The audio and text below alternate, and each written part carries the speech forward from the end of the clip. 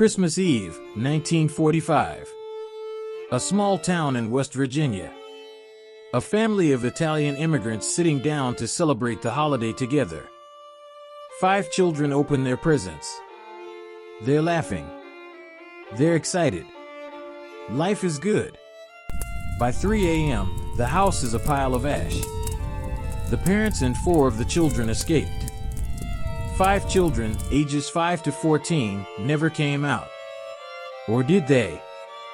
Because here's the strange thing. When investigators sifted through the ashes the next morning, they found no bones, no teeth, no charred remains. Nothing. The official conclusion was that the children burned beyond recognition. But the parents never believed it. And for the next 44 years, they kept a billboard on the highway offering a reward for any information about their missing children. The sign read, "Have you seen these children?"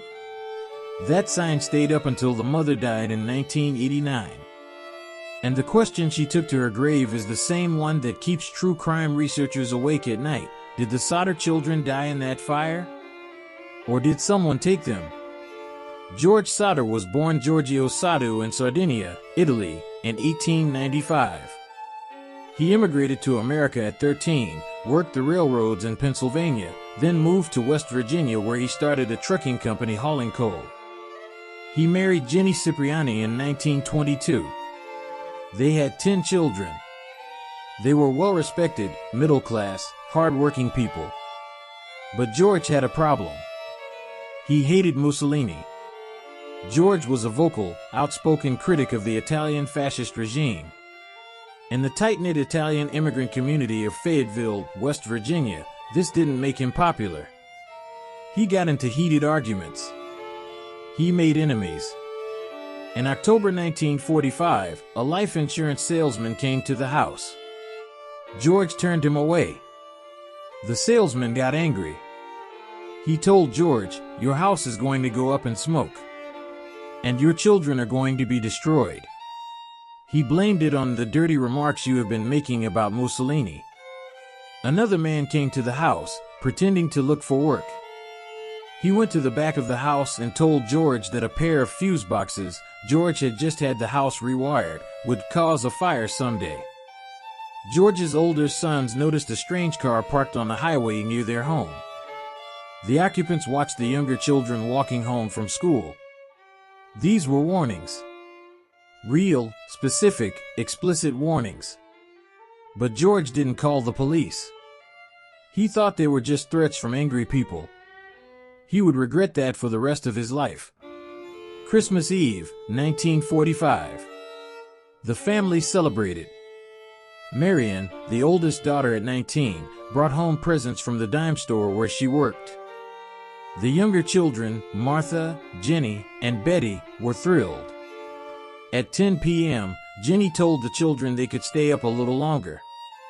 Maurice, 14, and Louis, 10, had chores to do before bed: put the cows in, feed the chickens.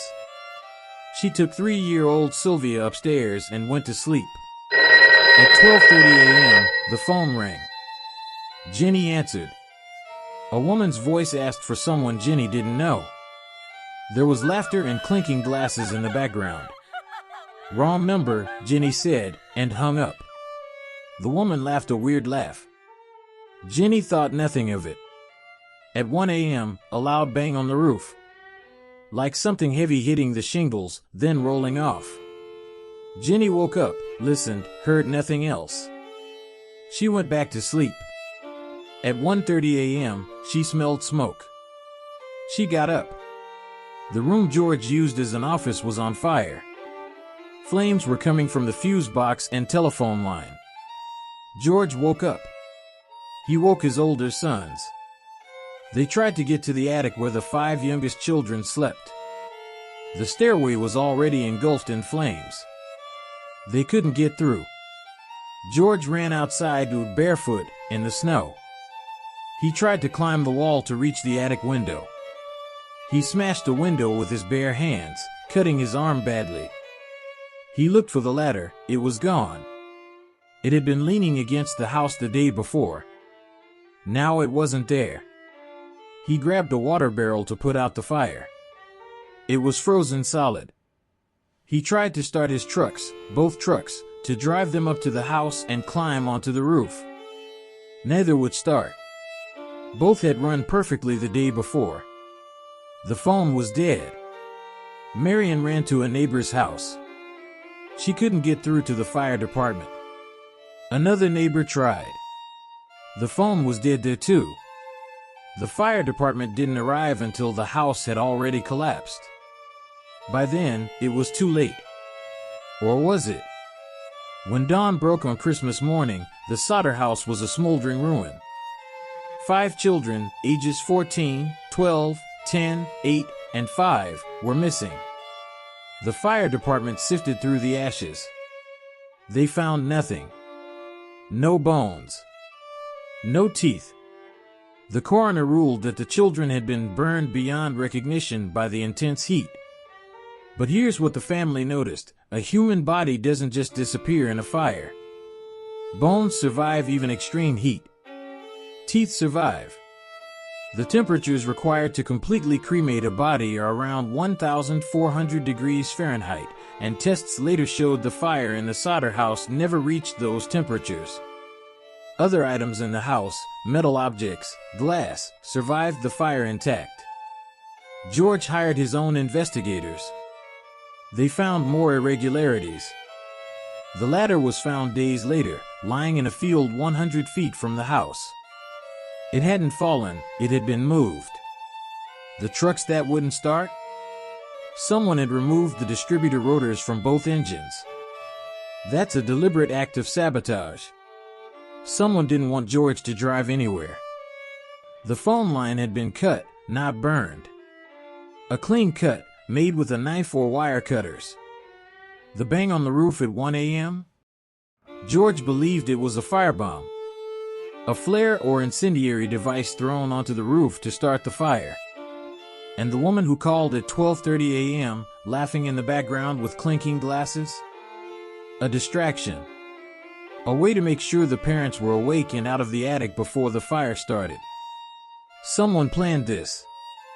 The family believed the children were taken. Not killed. Taken.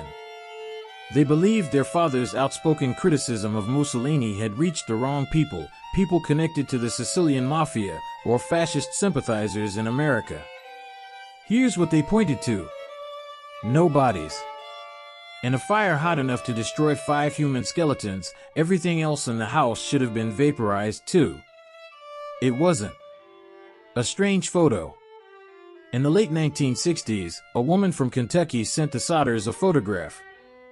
It showed a young man with dark hair and a distinctive nose, a nose that looked exactly like Louis Sodder's. The woman said she knew the young man but didn't want to give her name. George and Jennie were convinced it was their son, now in his 20s. Multiple sightings. Over the years, several people claimed to have seen the Sodder children, or young adults who matched their descriptions, in various states. A waitress in Tennessee. A man in Chicago. None could be confirmed. The FBI got involved in the early 1950s. They interviewed dozens of witnesses. They found no evidence that the children were alive, but they also found no evidence they were dead. The case was never officially closed. It just stopped. George and Jennie Sodder spent the rest of their lives searching for their children. They never rebuilt the house. Instead, they turned the site into a memorial garden. In the 1950s, they put up a billboard on State Route 16, just outside Fayetteville. It showed photographs of all 5 children, Maurice, Martha, Louis, Jennie, and Betty. Underneath, it said, "Have you seen these children? Reward." The billboard stayed up for almost 40 years. It was finally taken down after Jennie died in 1989. George died in 1969. His last words to his surviving children were reportedly, "Don't ever stop looking." The only surviving child from that night, Sylvia, continued to publicize the case until her death in 2020. She was the 3-year-old who was sleeping with her mother when the fire started. So what really happened? The most widely accepted theory: the children were kidnapped. The fire was set to cover the abduction. The kidnappers had help, someone from inside the community who knew the layout of the house and knew the ladder could be moved and the trucks could be disabled. The children were taken, possibly to Italy, possibly to another state, and raised under different names. The counter-theory: the children did die in the fire. The heat was intense enough to destroy the bodies. The ladder was moved accidentally. The trucks not starting and the cut phone line were coincidences or details exaggerated by grieving parents who couldn't accept the truth. But here's the thing about that counter-theory: George Sodder had no reason to lie.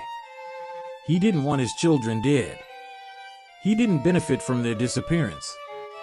He spent thousands of dollars and decades of his life searching for them. If he knew they were dead, he would have mourned them and moved on. The fact that he refused to believe they died in the fire, maybe that was denial. Or maybe he knew something the official investigation never figured out. 5 children. Christmas Eve. A fire with no bodies. A billboard that stayed up for 4 decades. In 2023, a new podcast re-examined the case, using modern forensic techniques to analyze the original evidence. They found traces of accelerant on the surviving floorboards, kerosene. Confirmation that the fire was deliberately set. But they still haven't found the children. The Sodder case remains one of America's most haunting unsolved mysteries. Not because of the violence, but because of the uncertainty. Somewhere, maybe, 5 children who grew into adults never knew who they really were. Maybe they're still out there, with no memory of a house in West Virginia that burned down on Christmas morning. And if they are, the billboard's question still rings true, 80 years later. Have you seen these children? Next week on Depth Calling, the Bennington Triangle, a stretch of Vermont wilderness where people don't just get lost. They vanish without a trace.